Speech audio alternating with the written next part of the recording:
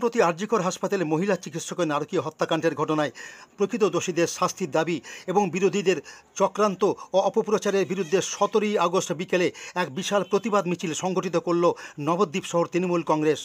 শনিবার বিকেলে রাধাবাজার থেকে কয়েক হাজার মহিলা সহ দলীয় কর্মী ও সমর্থকদের নিয়ে এই মিছিল শহরের বিভিন্ন পথ ঘুরে রাধাবাজারেই শেষ হয়।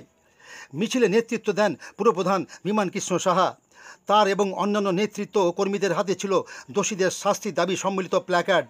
মমতা বন্দ্যোপাধ্যায়ের দাবি মতো 7 দিনের মধ্যে দোষীদের শাস্তি দিতে না পারলে সেটা সিবিআইয়ের ব্যর্থতা বলে জানালেন তৃণমূল নেতৃত্ব বিমান কৃষ্ণ সাহা। এই ঘটনায় বিরোধীদের সমস্ত চক্রান্ত ব্যর্থ হবে বলেও জানালেন তিনি।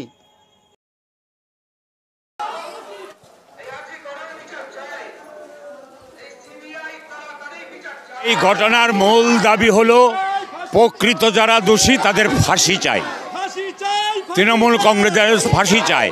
আমাদের নেত্রী মমতা ব্যানার্জি প্রথম বক্তব্যে বলে দিয়েছিলেন দোষীদের ফাঁসি দেওয়া হোক। তাহলে এখানে তারপরেও বিরোধী চক্রান্তে হাসপাতালে ভাঙচুর হচ্ছে, ডাক্তারদের পরিষেবা পাচ্ছে না রোগীরা, বহু রোগী মারা গিয়েছে। তাই এই চক্রান্ত বিরুদ্ধে আমাদের প্রতিবাদ। যে সাড়া পেলেন আজকে এত সংখ্যক মানুষ, বিভিন্ন বয়সী মানুষ, পলিটিক্যাল লাইফে নবদ্বীপে এত মানুষ একটা মিছিল একটা মনে পাইনি।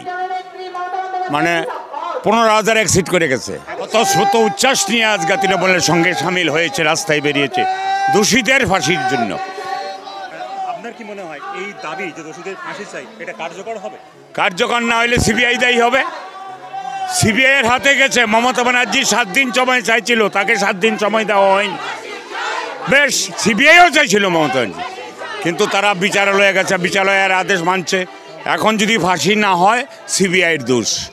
বিরোধীরা মাঝে মাঝেই আপনারা দাবি করছেন কুৎসা করছে এবং তারা চক্রান্ত করছে, সত্যি কি তাই? চক্রান্ত যারা করছে এরা চক্রান্তের কথাই জানে, বুঝে বলে। আমরা চক্রান্তে বিশ্বাসী না।